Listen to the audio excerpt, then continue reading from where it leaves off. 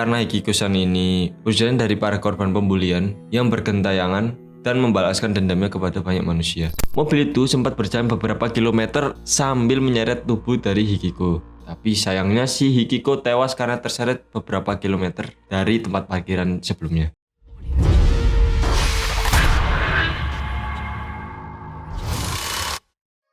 Hai semuanya, selamat datang di Ngasik bareng saya Sarul. Dan kita kembali lagi di segmen Fakta Horor. Di Fakta Horor kali ini kita akan pindah ke negara Jepang. Karena sebelumnya udah di Indonesia dan di negara-negara barat. Sekarang kita ke negara Asia berikutnya, yaitu di Jepang lebih tepatnya. Dan yang akan kita bahas hari ini bukan hantu-hantu yang bisa dibilang cukup terkenal atau udah banyak yang tahu.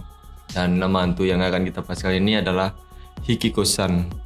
Hikiko-san ini diyakini oleh masyarakat Jepang adalah sosok hantu perempuan yang menginspirasi para aktivis kemanusiaan agar meniadakan perundungan di dunia, terutama di Jepang.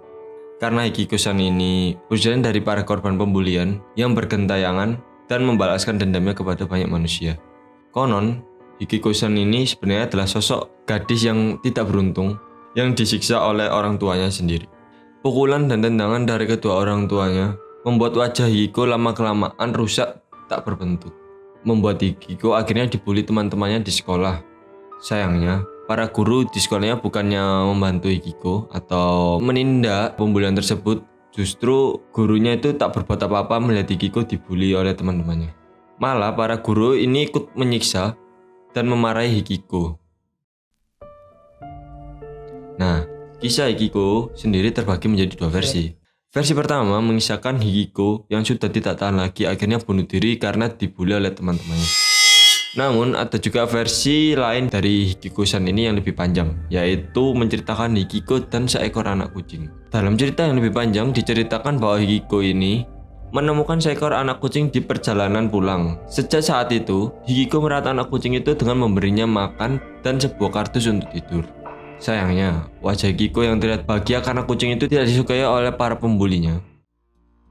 Keesokan harinya, Hikiko tidak menemukan kucing itu. Ia malah menemukan sebuah surat bertuliskan, jika ingin kucing itu hidup, datang ke tempat parkir sekarang juga. Ketika Hikiko pergi ke tempat parkir, ia dikejutkan dengan pemandangan mengerikan.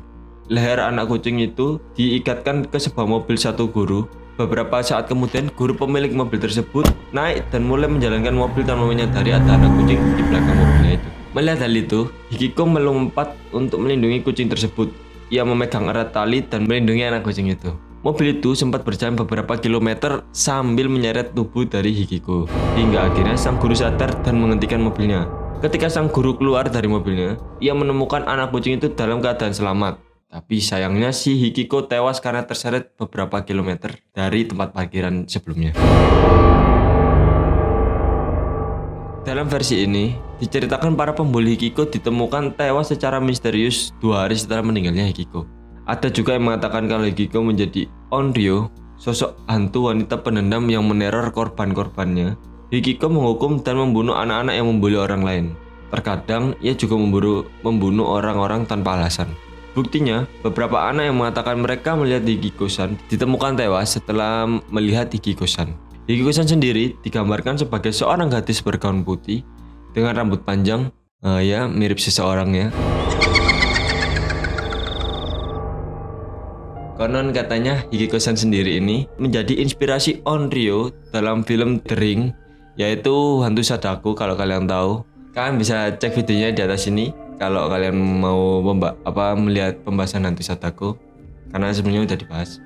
Tak hanya itu, Hikiko juga mendapat filmnya sendiri berjudul The Curse of Hikiko-san yang bisa kamu tonton di situs-situs Catch Play.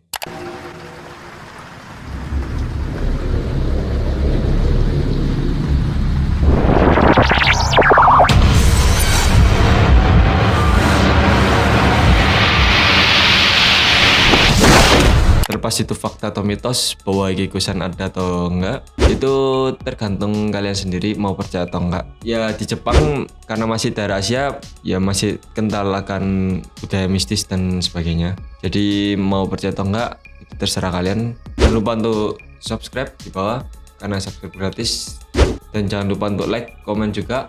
Kalau bisa kalian share juga ke teman-teman kalian kalau mau nonton video-video lainnya. Kalau mau request video bisa kalian komen di bawah atau DM Instagram kita di Ngasik. So sekian, terima kasih, bye bye.